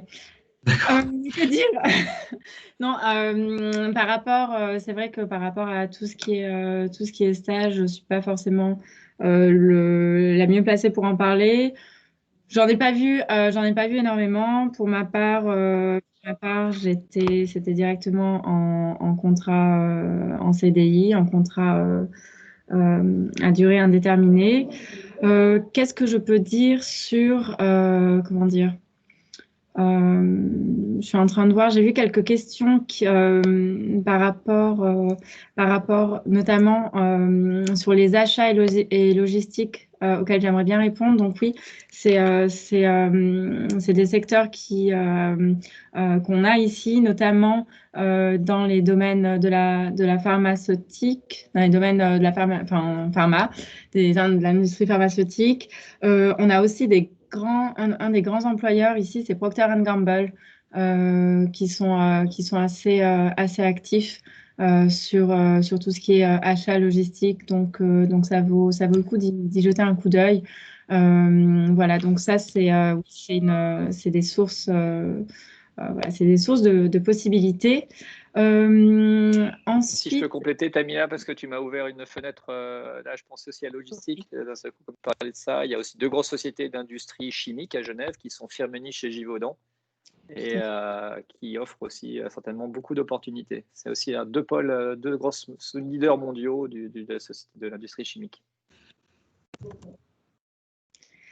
Merci. Je vois ensuite que Lionel est en train de répondre aussi aux questions. Stage de 6 mois, Carouge pour faire la fête, les bars, les restos, secteur frontalier. Alors, c'est vrai que là, on parle du secteur frontalier et Lionel, je t'attends ensuite pour comment dire, me contredire. C'est vrai qu'en règle générale, j'ai tendance à me dire que notamment si c'est pour une courte période, là on parle de 6 mois, c'est peut-être sympa d'être, entre guillemets, sur place. Ça veut dire quoi? Ça veut dire que quand on habite à Genève, alors oui, il y a différents quartiers, mais finalement, on n'est jamais bien loin de l'endroit où l'on travaille. Et surtout, si on a l'idée de revenir plus tard ou d'accéder à peut-être d'autres types de contrats, le fait de vivre proche, à proximité de son travail, ben, ça apporte aussi un peu plus de spontanéité avec ses collègues. Par exemple, le point de vue aussi logistique, le soir, si vous avez envie d'aller faire un resto, vous n'avez pas à garder en tête ou à vous stresser parce qu'il faut prendre le dernier bus, il faut prendre le dernier train pour passer la frontière ou Passer la frontière non-trop-alcoolisée à cause des données. Exactement, tout simplement. Donc Pourriez moi, perdre votre travail pour ça. exactement, j'aurais tendance à préconiser le fait d'habiter à côté. Ben voilà, entre midi et 2, vous pouvez repasser chez vous, vous pouvez organiser un lunch avec certains de vos collègues chez vous. Et puis ça c'est des manières aussi qui vont vous faciliter finalement votre intégration. Tout à l'heure, j'ai vu comment dire, une question par rapport à est-ce que c'est simple de s'intégrer en Suisse, d'avoir des amis suisses ou des amis tout simples. Moi, je pense que ça a été, j'ai pas du tout à me plaindre à ce sujet, mais je pense que ça aurait été plus difficile si si j'habitais loin parce que ben, j'aurais tout simplement eu peut-être moins de flexibilité. Donc d'autant plus pour quand on construit sa carrière, c'est vrai que qu'être en Suisse, voilà, en Suisse, ça peut vous aider. Aussi, il y a une autre question, je suis en train elles me reviennent au fur et à mesure. J'ai vu passer, est-ce que les Français sont appréciés en Suisse? J'ai dû voir quelque chose comme ça. Et tu peux répondre, Encore vas-y. une fois, écoutez, grand débat. Grand débat, je pense que ça dépend. Si par exemple, il n'y a pas une question de français, suisse, etc., ça va être plus dans est-ce que vous jouez le jeu ou pas. C'est-à-dire que Genève, donc oui, il y a, entre guillemets, il y a un petit peu de chômage. Je pense que ça doit être un des cantons où le taux, même s'il est très acceptable, est le plus haut en Suisse. Donc déjà, il va y avoir aussi des sociétés qui ne vont tout simplement pas vous employer si vous n'habitez pas en Suisse, déjà. C'est très commun, moi je parle notamment en finance de marché, c'est très commun, des fois pour des raisons logiques, comme le secret bancaire, ou voilà, pour des questions Des contractuelles. postes ou des fonctions, certaines postes ou fonctions. Tout à fait. Et c'est vrai que dans des périodes, notamment où il y a eu des fermetures de frontières, si vous êtes frontalier, ça a pu causer quelques soucis. Donc voilà, est-ce qu'on est bien vu, pas bien vu? Ben, il faut simplement savoir voilà, jouer le jeu et puis être respectueux du pays. Et puis encore une fois, quand on est sur place, on partage les mêmes habitudes, on peut partager les mêmes restaurants, les mêmes loisirs, se voir le week-end. Il y a une chose aussi à savoir. Alors ça, je pense que ça dépend vraiment dans quelle société, quelle est l'ambiance de votre équipe et de la société que vous pouvez joindre. Moi, au début, on m'a dit, mais tes collègues, ça va être tes amis. Je dis, mes collègues, ça va être mes amis. Mais non, c'est pas possible, c'est pas vrai, c'est jamais passé entre. On dit, mais si, c'est ceux avec lesquels tu vas voyager, tu vas faire à ce point. Et c'est totalement ce qui se passe. C'est que souvent, vous allez alors parfois, pas souvent, mais parfois, vous allez entendre des gens qui vont dire, ah non, mais Genève, il n'y a pas grand-chose à faire, etc., etc. Finalement, ça dépend, je dirais que ça dépend vraiment des gens que vous connaissez et du groupe que vous vous êtes formé. À Genève, en 7 ans, il n'y a pas un seul week-end où je me suis dit, mais zut, je ne sais pas quoi faire ou je m'ennuie. Si vous êtes là, que vous avez réussi justement à vous construire, à montrer aux gens qui habitent ici que vous intéressez à la culture, à ce qui se passe à Genève, au sport, au hockey sur glace, etc., toutes les choses vont se faire naturellement et plutôt rapidement en général. Vincent? Non, c'est juste, c'est juste. Moi, j'ai commencé à la banque en salle des marchés avec un vrai Genevois à côté de moi, qui avait un accent à coupe au couteau et qui était fan de hockey. C'est vrai qu'après aller voir 2-3 matchs avec lui et bu une cinquantaine de bières, c'était beaucoup plus sympa. Et d'un seul coup, l'intégration s'est faite de manière très facilitée. Donc, c'est un état d'esprit. Si on veut faire métro, boulot, dodo, et c'est ce que certains font, hein, ils habitent côté français, ils viennent le matin, ils travaillent à Genève, ils mangent leur sandwich et repartent le soir à 5 heures. Ben, ça va dire qu'en termes d'intégration, ça ne va pas être terrible, si ce n'est peut-être s'intégrer avec les gens qui sont de l'autre côté de la frontière. Où ça fait un peu cité dortoir pour certaines qui ne sont pas très jolies. Il y a des très jolis coins, puis il y a des coins qui sont moins beaux. Mais si, comme disait Tamila, vous êtes là pour 6 mois, je pense que ça vaut plus le coup de profiter de l'expérience, même si ça coûte un peu plus cher de résider là et puis de chercher un peu l'opportunité. Je donnais l'exemple à Tamila en préparation de cette conférence d'un ami qui est venu s'installer à Genève et c'était assez marrant. qui témoignait de son arrivée. C'est un polytechnicien, donc École Polytechnique de Paris, qui a fait sa carrière de trader à Londres pour une grosse société. Il arrive à Genève un samedi après-midi parce qu'il est muté à Genève. Il est 4 heures, il attend le taxi qui lui donne sa clé. Il arrive dans un immeuble où il prend la clé pour monter dans l'appartement. L'ascenseur l'amène directement au dernier étage. Il est dans un superbe appart. De samedi soir, il se promène, mais bon, il est dans un quartier résidentiel, il ne connaît pas Genève, et là, il voit que c'est complètement vide. Le dimanche matin, il reprenne l'ascenseur. L'ascenseur est toujours au même étage que son appartement, donc il n'a pas bougé, il dit qu'il n'y a pas de vie dans l'immeuble. Il redescend le dimanche, et sans connaître Genève, le dimanche, c'est une ville dans laquelle on peut quasiment s'endormir au milieu de la rue sans se faire écraser. Et ça fait… Le lundi, il est arrivé au bureau. Il a dit plus jamais, moi je repars à Londres, si c'est comme ça, dans 2 semaines je suis à Londres, je demande ma mutation pour repartir là-bas. Et ça fait 15 ans qu'il est là, il est marié, il a 3 enfants, il a acheté un truc à la montagne, il s'est super intégré, c'est un foot ski nautique et de wakeboard, il se fait entraîner par des champions. Donc voilà, tout dépend comment on va vivre son expérience, mais c'est vrai qu'au début ça fait un peu ville, froide, morte, mais on y trouve plein de charme si on cherche à les découvrir. Parfait. Et aussi pour rebondir sur ce que tu viens de dire, par rapport, là, on a parlé un peu à 2 reprises de ski nautique, mais il n'y a pas que ça. Ce qui est très plaisant ici, c'est que finalement, énormément de gens font du sport. Et la ville aussi propose énormément d'événements sportifs, donc pas que sur grand écran. Ils font aussi participer les gens. Donc chaque année, vous allez avoir des marathons, des semi-marathons qui sont organisés. Beaucoup de trails aussi dans la région. Et ce qui est pas mal, c'est que chaque fois qu'il y a un événement, en tout cas très souvent quand il y a un événement sportif qui est organisé à Genève, on sait très bien que dans quelques semaines plus tard, Lausanne l'organise aussi. Donc, il y a beaucoup de gens qui vont faire du triathlon, les compétitions de Genève et puis ensuite les compétitions de Lausanne. Donc, finalement, ça aussi, encore pour l'intégration, si vous avez un petit sport de prédilection ou si vous voulez vous mettre, que ce soit au vélo, qui est comment dire, il y en a pour tous les niveaux ici. Il y a soit pour les gens qui sont un peu plus sur l'endurance et ils peuvent faire le tour du lac, ou s'il y a des gens qui sont vraiment qui sont des grimpeurs, il y a aussi pas mal de cols de montagne à faire. Donc encore une fois, au niveau sportif et social, c'est vraiment… on n'est vraiment pas en reste. Je suis en train de réfléchir à d'autres sports que je n'aurais pas forcément mentionnés, mais… Emploi et stage, Lionel, tu voulais contribuer ou tu as des questions à nous faire partager qui arrivent sur le chat?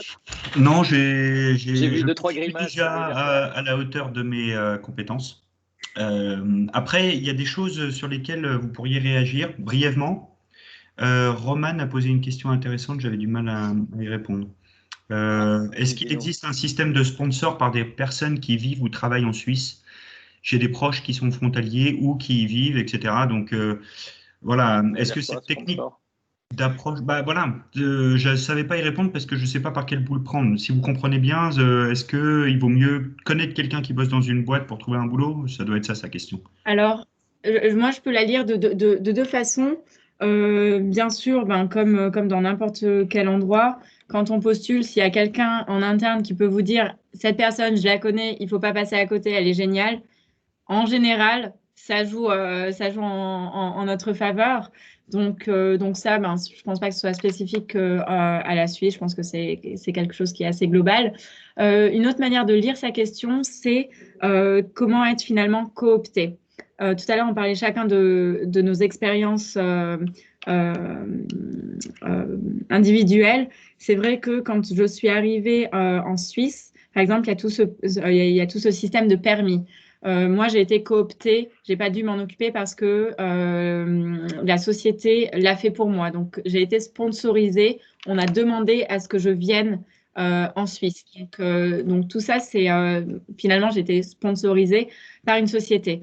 Après, je pense que vous avez eu aussi le cas dans votre entourage, mais une personne qui travaille à Genève, qui est là depuis plusieurs années et dont le compagnon ou la compagne est dans un autre pays.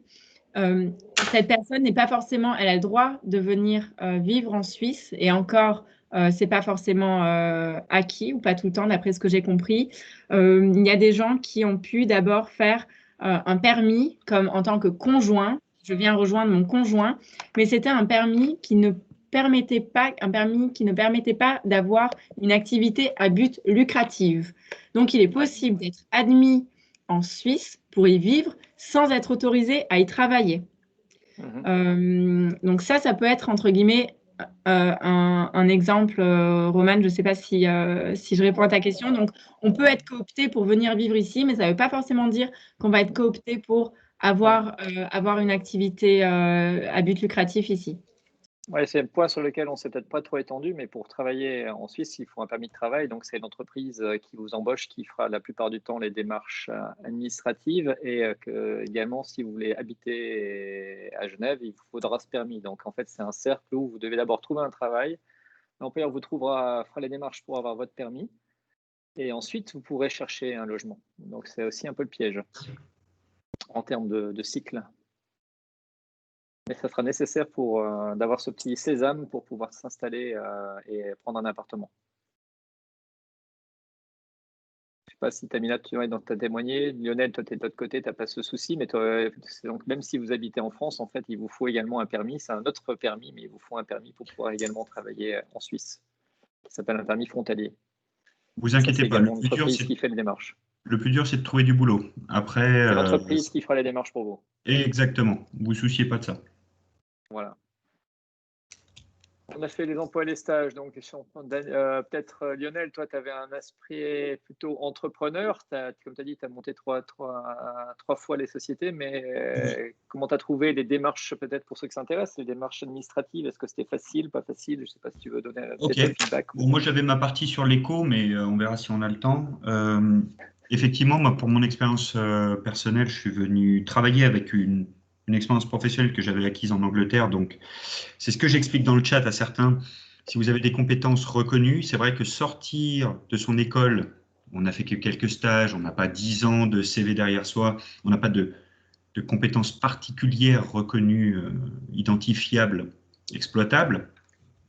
Bah, on est un parmi les autres peut-être. Moi, je sais que par exemple dans le secteur de l'œnologie, je ne sais pas que les Suisses n'y connaissent rien en vin, mais très clairement, un Français fait un peu autorité. Donc, et puis être passé par l'Angleterre, être trilingue, etc. Voilà, il va falloir trouver les cordes à vos arcs qui font la différence pour que ça fonctionne. Voilà, Vincent a percé dans pas mal de choses, dans le trading et puis ensuite dans la banque. C'est parce qu'il avait un pédigré très financier et puis il avait un peu bourlingué, etc. Donc voilà, essayez de voir dans vos parcours jeunes, puisque la majorité d'entre vous apparemment sont pas encore diplômés, quelle est la tonalité que vous allez donner et est-ce que ça va pouvoir correspondre à Genève et à l'activité. On est en train de vous donner plein de pistes, mais effectivement, il vous reste quand même beaucoup à creuser. Et dès que vous allez avoir une compétence particulière, et je pense qu'on va en parler, les Français qui travaillent à Genève, les Français qui travaillent dans le canton de Vaud, dans le Valais, c'est dans des industries qui sont quand même bien reconnues. Moi, je les ai notées, hôtellerie-restauration. Voilà, donc très clairement, tous les hôtels, vous allez dans un hôtel à Genève, c'est des Français qui vous servent. Enfin, c'est eux qui nettoient la chambre, mais c'est eux aussi qui vous servent au bar, c'est eux qui prennent votre commande au restaurant, c'est eux qui vous encaissent. Enfin, les Français sont partout. Hôtellerie, restauration, et Dieu sait qu'il y en a des hôtels et des restos. Commerce de détail, voilà, que ça peut être le petit vendeur, la petite vendeuse, ou très bien en fait des entrepreneurs français qui ont monté leur boîte indépendante ou qui ont pris une franchise. Voilà, donc on les trouvera beaucoup par là. Banque et finance, ça en est rempli. Je pense que vous êtes d'accord avec moi, Tamila et Vincent. Moi, il y a des grosses banques françaises qui sont bien établies à Genève, donc BNP, Crédit Agricole, Société Générale, donc ils viennent avec leurs armadas de gens aussi. Tous ceux qui sont derrière leur écran et qui sont engagés ou qui vont s'engager dans les parcours finance, vous pouvez sourire parce que quelque part, voilà, Genève, mais comme Londres ou d'autres villes, c'est exactement les villes auxquelles il vous faut postuler. Moi, la moitié des gars de finance de ma promo, et on est en 2006, hein, et qui bossent, la moitié sont à Genève. L'autre moitié sont à Madrid et à Londres, et puis il reste 10% qui doivent être en Asie, puis c'est tout. Voilà, c'est réglé. L'informatique, il y a quelqu'un qui m'a posé la question, marketing digital, etc. Tous les métiers de l'informatique, c'est juste un petit peu comme la France. Voilà, la Suisse n'est pas forcément leader, n'a pas inventé l'eau chaude en termes d'informatique. Donc, voilà, cherche à rattraper son retard, a de fortes capacités d'investissement, donc à l'intérieur des entreprises comme des prestataires de services. L'informatique, c'est en plein boom. Il y a une société d'informatique très connue hein, qui est Logitech. Logitech, le siège est pas très loin de Genève, dans le canton de Vaud. Donc, je pense que vous avez tous au moins chez vous un équipement Logitech, si ce n'est pas le cas. Donc, c'est également une société suisse dans l'IT. Vincent, est-ce que tu voulais recentrer le débat sur les délocalisations de sièges sociaux, c'est ça? Non, du tout. D'accord. Pas d'optimisation fiscale ce soir. On a aussi la santé.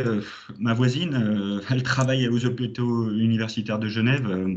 La santé, c'est quelque chose de très sérieux en Suisse. Mon voisin en Angleterre à Londres, maintenant travaille pour une boîte dans la santé dans le canton de Vaud. Donc, vous pouvez avoir des profils marketing, finance, compta, gestion, tout ce que vous voulez. La santé, je veux dire, ici, c'est juste gigantesque. Et c'est d'ailleurs un des pays, je pense, pionniers, une industrie gigantesque. L'agroalimentaire, on pense évidemment à Nestlé, mais quand on pense à Nestlé, on pense, en fait, après je vais vous donner des chiffres sur le secteur primaire, il y a quand même énormément de production en Suisse et qui est toute consommée localement. Donc, après, il y a des énormes sociétés qui exportent partout. Il y a quelqu'un qui m'a posé la question, est-ce qu'il y a beaucoup de postes dans logistique, achat? Oui, en fait, la Suisse est vraiment dépendante et connecté aussi au reste de l'Europe et dans le monde entier. Donc on pourrait se dire que la Suisse exporte peu, c'est vrai dans le vin, juste 2% de sa production, mais c'est faux dans d'autres secteurs, c'est peut-être 80% de sa production horlogère. Donc voilà, elle exporte énormément, c'est un pays qui n'est pas déficitaire dans sa balance des je ne sais même plus comment on dit ça, j'ai appris ça il y a trop longtemps, désolé. Enfin bref, en tout cas, qui clôture son équation en plus et qui en plus est un pays non endetté. Oui, vous avez bien entendu, vous venez de faire vos premiers cours sur la dette. La Suisse est un pays qui n'a pas de dette. Donc c'est quand même assez hallucinant. Sur son exercice, pardon Tamila, je te vois rêver au ciel. Et par contre, qui est endetté qu'à 45%. Si vous connaissez le taux d'endettement de la France et de l'Italie, vous prendrez peur. Donc en fait, tout ça pour vous dire, pardon, je digresse, hein, parce qu'on parlait de stage et j'en arrive à vous parler de la situation économique du pays, mais si vous venez en Suisse et que vous avez un travail que vous pouvez conserver, c'est-à-dire que vous êtes compétent, vous êtes dans une industrie qui connaît au final peu la crise, ou en tout cas qui peut s'en remettre, on les a cités, vous pourrez y rester longtemps et faire une longue carrière. On dit souvent, et c'est le cas peut-être un peu pour nous trois, c'est qu'on ne vient pas forcément en Suisse quand on est étranger, hein, quand on a 18 ou 20 ans, ou sinon ce sera un petit peu à l'américaine, vous serez des self-made man ou des self-made woman, c'est-à-dire que vous commencerez tout en bas et vous montrez les marches. Après, si vous venez en Suisse avec des compétences claires, vous avez fait plusieurs stages, un premier emploi, que ce soit à Paris, que ce soit à Bordeaux, que ce soit à Londres, ça devient beaucoup plus intéressant. Là, je pense que trouver un emploi en Suisse est facilité et le fait d'être reconnu, d'avoir un bon statut, un bon salaire, n'en deviendront que plus simples. 18% des emplois à Genève sont occupés par des Français. C'est énorme quand j'ai lu ça. Donc, on ne se rend pas compte, mais il y a 350 000 personnes qui traversent la frontière tous les jours. Donc, la ville qui comprend 200 000 habitants intramuros fait plus que doubler de taille, tout simplement pour servir une économie et une population qui a de gros moyens et qui est une ville avant Covid, qui fait partie des destinations touristiques et des destinations d'affaires les plus importantes au monde. Donc il faut bien comprendre que Vous pouvez travailler effectivement en tant que Français à Genève, très bien, je vous le souhaite. Vous pouvez aussi être frontalier. J'en profite pour répondre de vive voix à un des messages en disant est-ce que c'est un problème? Non, je l'ai toujours été et j'ai pas de problème. Si demain je veux trouver un travail, j'aurais qu'à me baisser. Mais encore une fois, c'est quand on a une compétence qui est très particulière. Si vous êtes tous les mêmes avec tous le même CV, le même âge, le même sourire, bah, c'est la compétition, hein. Donc, par contre, il y a le revers de la médaille. Et pardon, j'en profite, je continue, je te vois sourire, Vincent, mais c'est normal, hein, moi je suis de l'autre côté. Ouais. 30% des licenciements collectifs de ces derniers mois concernent des Français. Donc, et ça m'a concerné moi. Donc, très concrètement, quand vous avez quelque chose comme le Covid ou une crise, oui, on reste étranger et donc c'est très compliqué. Moi, quand j'étais en Angleterre et qu'il y avait une crise, on m'a pas mis dehors. Donc, voyez bien cette situation de vivre à l'étranger en tant qu'expatrié, loin de la France, et vous n'êtes pas forcément vu comme un voleur de travail. Je l'ai vu hein, dans vos questions. Vous êtes, je pense, très bien au courant qu'il y a ce débat, ça a fait la une certainement des journaux. Oui, ok, les Français sont appréciés et aussi ils sont pas appréciés pour de bonnes ou de mauvaises raisons. Mais dites-vous que voilà, si vous arrivez avec un job un peu précaire, un statut un peu stagiaire, comme certains m'ont dit, oui, vous serez les premiers à passer à la trappe, très concrètement. Après, si je peux me Vas-y, permettre, mais rebondis. je te laisse terminer, puis Eh j'interviendrai ben, en après. fait, il y a 3,2% de chômage en Suisse et 7% à Genève. Mm. Donc, aussi pour que vous compreniez que la Suisse, oui, avec 3,2% de taux de chômage, en fait, c'est fonctionnel, quoi. C'est-à-dire que c'est très concrètement, il est très compliqué de ne pas trouver un emploi, quoi. Il y a toujours des secteurs qui recrutent et les Suisses sont prêts, ou en tout cas les gens qui rentrent en Suisse aussi, donc les Allemands, les Italiens, les Français, puis tous les gens qui veulent venir, trouvent du travail. Il n'y a pas de problème. À Genève, c'est plus compliqué, puisque le marché est vraiment plutôt, le marché de l'emploi est plutôt en tension. Et c'est une ville aussi qui dépend voilà, de son côté frontalier. Donc voilà, soyez au courant aussi de cet aspect-là. Tamila, si tu veux, je te laisse rebondir maintenant. Après, j'avais Oui, plus de oui, deux, oui. trois trucs à dire. Il y avait cette question. Voilà, est-ce qu'il y a beaucoup de concurrence entre les Suisses et les Français sur le marché du travail? En fait, le marché du travail, on est simplement en concurrence avec le monde entier, tout simplement. Parce qu'aujourd'hui, finalement, les frontières qu'on pouvait connaître il y a 200 ans, ben non, elles n'existent pas forcément, enfin, plus forcément. Et voilà, et aujourd'hui, on est en concurrence avec le monde entier. Les Suisses aussi, il y a une chose qui m'a marqué, même qui est flagrante, c'est que en France, en termes de langue étrangère, on n'est pas forcément dans les tops du tableau européen. Tandis qu'en Suisse, tout à l'heure, on l'avait vu sur un des premiers slides, les gens, rien qu'en Suisse, en grandissant, un enfant apprend très souvent plusieurs langues. Donc finalement, des fois, on se dit en tant que Français, ah oui, mais c'est génial, je parle l'anglais, vous vous rendez compte, le français et l'anglais. Mais en fait, la plupart des gens ici, ils parlent au minimum 3 langues. Donc la concurrence Couramment. est rude et couramment. La concurrence est rude, bien entendu. Mais après, je pense que chaque personne, indépendamment, encore une fois, de la nationalité, voilà, a ses atouts, a son expertise. Et puis, c'est là qu'on peut faire la différence. Mais la concurrence, elle est internationale et oui, elle est rude. Tu as raison de ne pas stigmatiser là-dessus. C'est vrai que moi, je prends un exemple. On est une société, on est 260 employés, il y a 38 nationalités. Il y a des gens qui viennent de tous les pays, hein, on n'y pense pas, mais il y a des Kazakhs, des Ouzbeks, des Biélorusses. C'est aussi beaucoup de gens qui viennent des pays de l'Est ou des pays où il y a autour de la Russie, où il y a énormément de marchés qui se développent. Et donc, si on parle si on parle le russe, ça peut être aussi un avantage, ou si on parle une langue du Moyen-Orient. C'est aussi si on parle l'arabe ou le perse ou peu importe, c'est aussi une grosse force dans le domaine de la gestion de fortune. Donc, pensez aux langues parce que les gens ici à l'école commencent à apprendre l'allemand à l'âge de 7 ans. Ouais. À 8 ans, ils attaquent l'anglais et généralement, il y a beaucoup de couples internationaux. Donc, vous trouvez que des enfants qui, à 12 ans, parlent déjà 4-5 langues couramment. Enfin, moi, j'ai un voisin à côté, son fils de 12 ans parle couramment français, anglais, italien et russe. Parce que le papa est italien, la maman elle est russe, et puis à Genève, il apprend l'allemand. Et puis à Genève, donc il parle français. Donc vous allez retrouver que ce genre de profil avec des gens extrêmement formés, extrêmement diplômés. Donc ça va être le piège. Donc c'est là où est la compétition. Vous allez avoir des gens qui vont venir de très bonnes universités asiatiques ou des pays de l'Est. Ultra formés et parlant plein de langues. C'est là la compétition. Vincent a tout à fait raison. Si vous parlez que le français, voilà. Raté. Pour répondre à beaucoup de vos questions d'ailleurs, disons que vous n'avez peut-être pas fait assez d'efforts. L'anglais serait absolument un minimum, l'allemand essentiel si vous voulez être considéré, évoluer. Ça en fait déjà 3 au boulot. Selon les entreprises. Hein. Ouais. Si on prend l'UBS, oui. Ouais.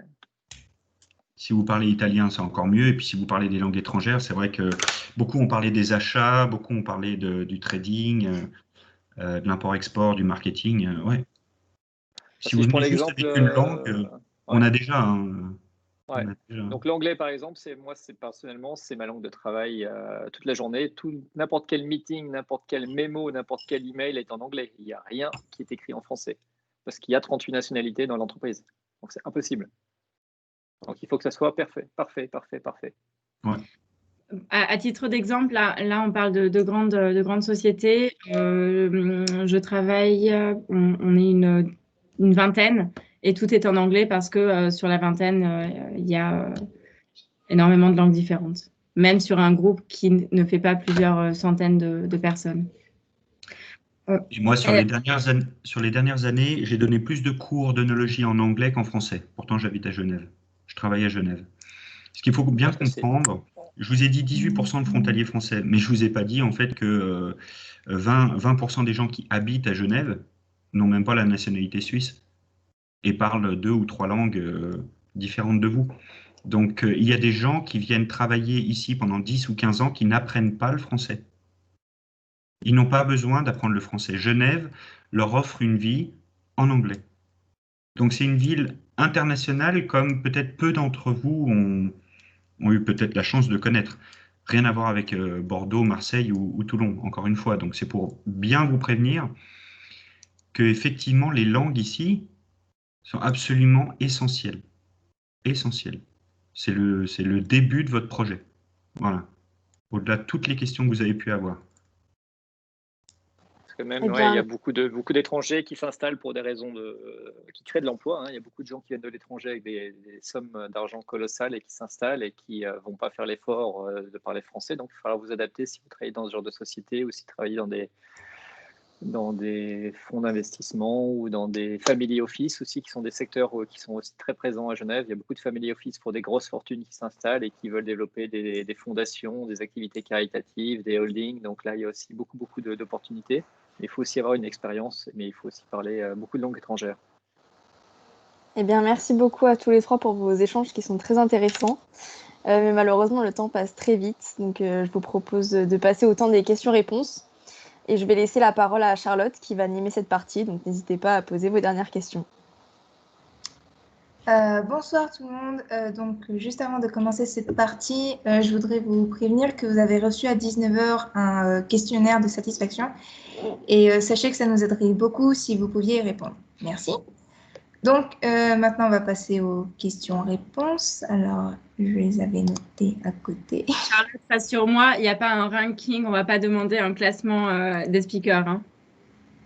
Pardon? Désolée, j'ai pas... Non, il n'y en a pas. Du coup, alors, il y a 2 questions de Dorothée et Lucas. Donc, je ne sais pas si la première, vous y aviez répondu. C'était, est-ce que le marché de gestion de patrimoine en immobilier d'affaires présente-t-il des opportunités pour les Français? Donc, je peux laisser Tamila répondre. Alors là, c'est vrai qu'elle a précisé de gestion immobilière. Moi, je fais de la gestion mobilière, mais j'imagine que de toute façon, ce qui va compter, ça va être ton réseau et tes clients potentiels. Donc si tu es suisse et que tu as 0 client potentiel et qu'à côté, il y a un Français qui a des clients potentiels, qui a une base de clientèle sérieuse, indépendamment, encore une fois, indépendamment de la nationalité, c'est les compétences et le portefeuille, le portefeuille clientèle qui sera probablement mis en avant. Encore une fois, si l'on considère que cette société n'a pas des requis en termes de domiciliation de ses employés. D'accord, merci beaucoup pour votre réponse, excusez-moi. Ensuite, une question de Yao Marie-Ange. J'espère avoir bien prononcé son prénom. Donc, pour le marché suisse, est-ce qu'il est préférable d'avoir eu un CDD ou un CDI préalablement, ou est-ce que nos expériences suffisent pour être légitimes? Vincent, vous voulez bien y répondre? Je pense qu'il faut rebondir sur ce qu'a dit Lionel. Ça va être, mais ça revient aussi au point de départ. Je vous dis, vous devez construire un projet, hein, c'est le plus important. Le problème, c'est pas d'être diplômé de Cage. Diplômé de Cage, ça n'apporte aucune valeur sur le marché par rapport à quelqu'un qui est diplômé d'une autre école ou d'une autre université, quelle qu'elle soit. C'est vos stages, c'est votre projet, c'est qu'est-ce que vous voulez faire, donc comment vous projetez d'ici 5 à 10 ans, et d'essayer de construire quelque chose qui s'articule et qui soit logique. Donc, construisez bien vos stages, construisez bien avec les cours que vous choisissez, et voyez pas votre diplôme comme une finalité. C'est juste le début. C'est juste une clé qui va vous ouvrir une porte, et 5 ans plus tard, tout le monde se fout du diplôme que vous avez. On ne sait même plus ce que c'est. Personne ne vous posera la question de où vous êtes diplômé. C'est plutôt quelle est la valeur que tu vas apporter dans le poste qui va compter. Donc, c'est l'expérience. Voilà. Donc, ne voyez pas votre diplôme comme une finalité. Voyez ça juste comme le démarrage, et construisez-vous bien un projet. Donc, et mettez ça de manière logique. Partez pas à faire une fois un stage dans le marketing pour après partir dans une salle de marché, pour finir aux achats derrière, et puis finalement pour faire votre premier job, je sais pas, création digitale. Il n'y a plus aucune logique et on va vous perdre. Donc, ou alors il faut que vous ayez un bon argumentaire. Mais voilà. Et comme l'a dit Tamila, elle était partie dans la finance, Lionel était parti dans les vins, et puis moi j'étais parti dans le conseil à la base. Si je peux me permettre de rebondir, apprenez-vous à vous connaître. Ça peut prendre un peu plus de temps pour certains. Il y en a qui savent très jeunes ce qu'ils veulent faire. Il y en a qui savent avant de rentrer dans l'école. Il y en a qui changent d'avis. Moi, ça m'a pris très longtemps. Je vous l'ai dit, hein, j'exportais des casques par 14 000 en Égypte. Donc, bon, voilà, aujourd'hui, je fais ce qui me plaît, le vin. Donc, ça m'a pris du temps. Apprenez aussi à vous connaître personnellement, c'est-à-dire que, certes, tout le monde doit apprendre à travailler un jour, mais il y en a qui sont très forts à travailler seuls et d'autres en équipe. Donc voilà, posez-vous les bonnes questions. C'est le moment aussi, pendant que vous êtes étudiant, de vous poser ces questions. Votre école est plus qu'armée pour vous aider là-dedans, à découvrir quel est le type d'emploi, le type de personne que vous êtes. Et puis encore, après, si on pourrait dire que si vous avez des secteurs professionnels ou si vous hésitez, il y a une clé qui est formidable, c'est de partir dans l'un des Big Four et puis de faire de l'audit pendant 2 ou 3 ans. Comme ça, vous découvrez plein de clients, plein de secteurs professionnels, et puis vous pourrez aussi faire votre choix. Mais c'est une vision qui est réalisable aussi. Faites ça pendant 2-3 ans, vous allez avoir une quinzaine, vingtaine de clients, et il y en a peut-être un avec lequel vous allez vous accrocher. Et finalement, vous partirez pour travailler pour cette société parce que ça vous paiera. Merci beaucoup pour vos réponses. Il reste encore 2 questions. La première, c'est de Bernard Johanna. Est-ce qu'être trilingue, donc c'est-à-dire par exemple parler français, anglais et allemand, est-il vraiment un avantage lorsqu'on sait que les concurrents suisses parlent eux-mêmes 3 langues couramment? Est-ce que Lionel veut bien y répondre? Oui, on a déjà partiellement répondu à cette question, Charlotte. Donc, je pense que voilà, notre étudiant a une partie de la réponse, mais pour approfondir, il n'y a vraiment pas photo entre l'éducation linguistique suisse et la française. Voilà. Alors, désolé de mettre tous les Français dans le même panier, hein, mais si c'est juste parler un tout petit peu d'allemand et d'anglais, ouais, voilà. Et effectivement, pour répondre à cette question, vous ne faites pas le poids. Parce que c'est pas que les parents battent leurs enfants s'ils ramènent pas des 15 en allemand et en anglais. C'est pas ça. C'est simplement que c'est pris très sérieusement. Et que dans notre pays, en la France, voilà, c'est pris un peu par-dessus la jambe. Donc, si vous avez un excellent niveau et que vous continuez à l'améliorer dans un contexte professionnel, c'est-à-dire l'ensemble des stages que vous allez prendre, etc., et puis votre séjour d'études à l'étranger, par exemple, tout ça, c'est des avantages qui vont vous rendre crédible en entretien et qui vous rendre crédible sur le marché du travail. évidemment, on ne remplace pas d'aller apprendre la langue dans le pays, hein. Je savais parler 3 mots d'anglais et je pensais que j'étais super génial. Je suis arrivé à Londres, ouais, la première année, j'ai galéré, quoi. Et puis, 7 ans après, je peux dire que je suis bilingue. Là, je peux l'écrire sur mon CV, alors qu'avant, je l'écrivais 7 ans avant et je ne savais pas faire de phrases. Donc, voilà, pardon, hein, je remets aussi le,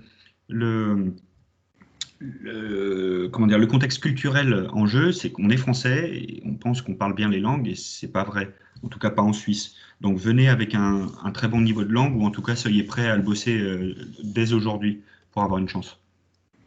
Ou alors avec une langue exotique comme le chinois, le russe, Ouais, autre. Pour certains marchés financiers qui peuvent énormément aider aussi. Ouais. Voilà. Très bien, très juste. D'accord, merci encore pour votre réponse. Et du coup, on arrive à la dernière question. Je crois que vous aviez déjà un peu abordé pendant la présentation. C'est de Yao Marie-Ange encore. Quel est le coût de la vie à Genève? Donc, loyer, salaire. Est-ce qu'il est facile en fait d'économiser à Genève?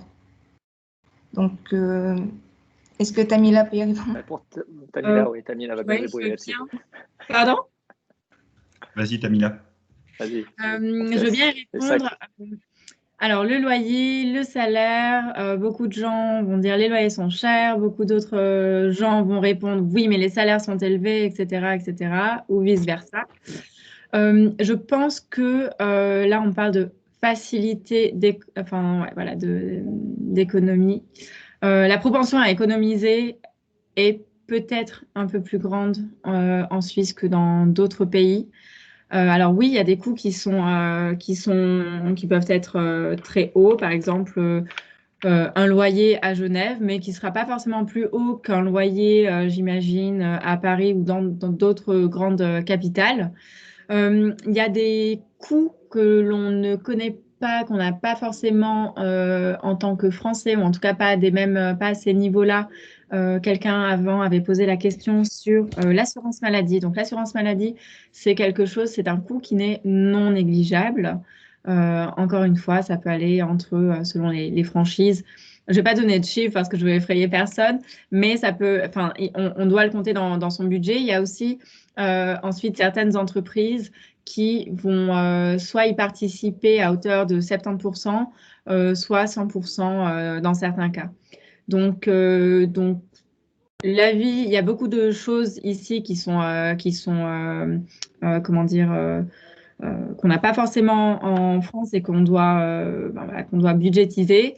Mais je pense que la propension à épargner est un peu plus grande ici, oui. Et donc rembourser son prêt étudiant. Et donc rembourser le prêt étudiant. D'accord, eh bien merci à vous trois. Donc on arrive en fait à la fin de la session questions-réponses. Donc est-ce que Vincent, si vous deviez choisir 3 mots pour convaincre un étudiant ou un jeune diplômé de venir travailler en Suisse, lesquels seraient-ils? 3 mots pour convaincre quelqu'un à venir travailler en Suisse. Je dirais d'abord, c'est qu'il va rencontrer un milieu international, enfin à Genève, un milieu international assez intéressant. Ouais, bon, ça serait un secteur intéressant. 2, c'est qu'il y aura des entreprises au niveau assez pointu. C'est le pays qui est toujours classé numéro 1 en termes d'innovation en Suisse depuis plusieurs années, selon le World Economic Forum. Donc il y a beaucoup d'expertise. Ça sera très varié en termes d'activités et aussi également de rencontres, parce que comme l'a dit Lionel et Tamila, c'est une ville internationale. Donc vous allez rencontrer des gens comme vous allez rencontrer plutôt comme dans des villes à Londres ou à Bruxelles où j'ai vécu, ce que vous n'aurez peut-être pas forcément le cas à Paris. Donc vous allez avoir un réseau de connaissances énorme qui va se développer avec plein d'opportunités. Donc voilà. Eh bien, merci à vous trois encore. Donc je pense que ça conclut du coup notre webinaire. Donc merci à vous tous pour cette conférence très riche en informations et à tous ceux qui étaient présents aussi pendant cette conférence. Et bien évidemment, merci à Monsieur Lachaussée d'avoir accepté d'être notre invité d'honneur. Donc voilà, c'est la fin de notre webinaire. Et n'oubliez pas aussi le prochain webinaire qui est Vivre et travailler à Barcelone, qui aura lieu le 11 février. Il y a très belle piste de ski aussi en Espagne en ce moment. Merci à vous. Merci à tous. Bonne soirée. Merci. Bonne soirée. Merci, au revoir. Merci à tous.